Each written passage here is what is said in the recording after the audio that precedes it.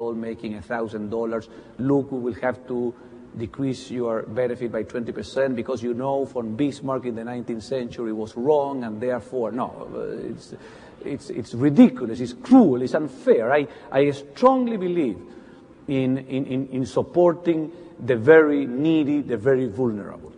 What I do not believe is in a transfer society where everyone transferred to everyone according to political pressure and a huge, big government telling some people to pay taxes to finance others who may not even need that financing. So that was the first rule, and therefore no people of old age and no people above 55 years old had anything to fear from a reform like this. And the second very important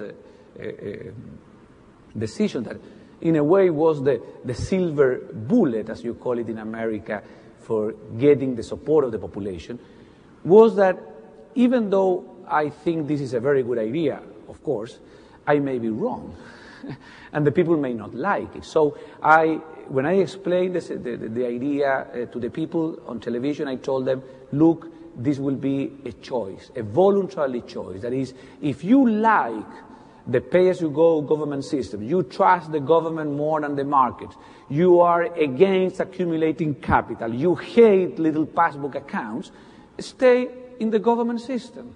I respect you. Or maybe you are too old. But if you like this idea, you can opt out. Now, it would be very easy for a 25-year-old person to opt out even for getting the past contributions. But for a 50-year-old person, it will be very difficult because they will not have enough time to accumulate money in 15 years. So we define something that is very interesting. It's called a recognition bond. We know that the system is unfunded, so the government does not have the money. So what I did was to calculate the accrued value of the benefits of every single worker in Chile. And this was 1980, before Bill Gates was a dropout in Harvard. So there were no computers and software. We had to go in little pieces of paper, calculating for every single worker the present value of the vested benefits already accrued. And we call that a recognition bond. That is a treasury bill. Now, the government didn't have the money even to pay the interest, so I defined a zero-coupon treasury bill with a 4% real rate of interest that the government cashes when the person reaches 65, when the government will have to pay anyway his or her retirement. So we told every worker in Chile, if you decide to opt out, you opt out with a recognition bond, that you give it to the pension manager. I even asked the pension managers in the little passbook to have two lines, one with the monthly contribution and the other with the accrued value of the recognition bond. So even though the money was not there, I wanted the people to know that they had more money than just the monthly contribution, and then a final total amount. Incidentally, these are samples, because my passbook is in the hands of Alan Greenspan. Once I testify at Senator Phil Gramm Banking or Securities Committee, it went very well, bipartisan. Let me tell you very clear that I am completely bipartisan. I'm a foreign citizen. I respect enormously your democracy, so I would never take sides on a Democrat, Republican, or left or right. As Ezra mentioned, I was invited to speak at the White House Social Security system by President Clinton. And I was invited to have dinner in Austin, Texas with George and Laura Bush. I have met as many times with Senator Phil Gramm from Texas as with former Senator Bob Kerrey from Nebraska. And both are very decent, very intelligent people who became strong supporters of this idea. Anyway, I testify with Phil Gramm, and after lunch I received a call from the senator's office that he was so happy with this that he invited me to dinner that night with the chairman of the Federal Reserve. I said, of course, how could I refuse? I had never met Mr. Greenspan. He wanted me to explain the whole thing to him. We did that night. That night it went extremely well. He was very interested in the recognition bond, on the technique of financing the transition. But at some moment, when I show my little passbook, Chairman Greenspan reached across the table because he wanted to look at the fine print. You know how Chairman Greenspan is. He liked to, so he wanted so he began asking the most really intelligent, perceptive question that I have maybe ever had in my life. I think I surpassed the test because he later on came in favor of this idea in his testimonies.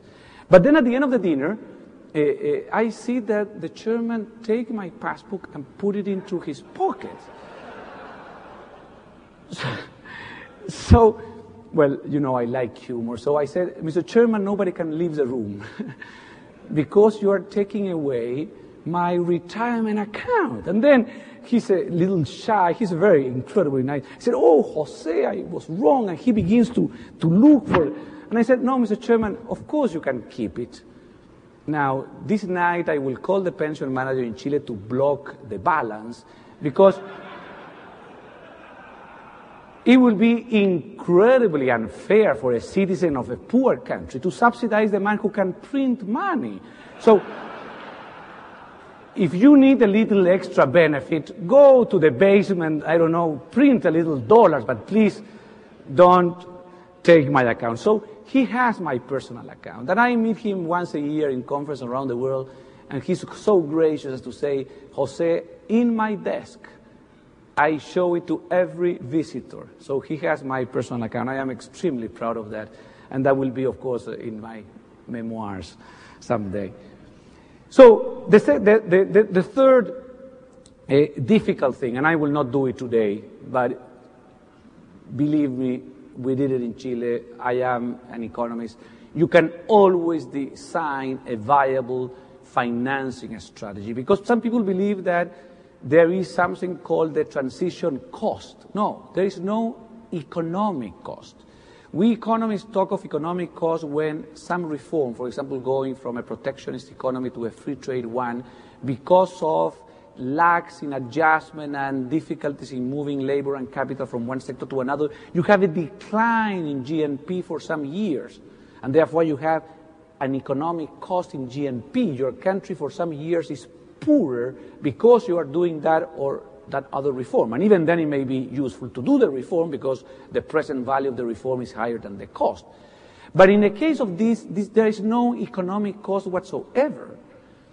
On the contrary, my former professor from Harvard, Martin Feldstein, has written a paper saying that the present value of this reform to the American economy, because of improving productivity in labor and capital market, is between 10 and 20 trillions.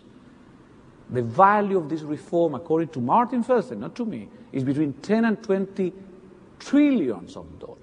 So there is a huge economic benefit, basically higher rates of economic growth, more saving, more investment, better allocation of capital, etc., etc. So what you need is different. It's a cash flow problem. You have to invest at the beginning in order to finance the people who keep retiring while at the same time the contributions are going to the personal account. But at the end of the day, you are reducing your unfunded liability. You are paying the debt. So if you do it in present value terms, the reform has a net benefit from the first day. Now, of course, you have to find the fiscal solution, and there are many ways. You can cut spending, raise taxes, privatize state assets, keep a transition tax for some period, etc. That is a menu that has to be different for every country.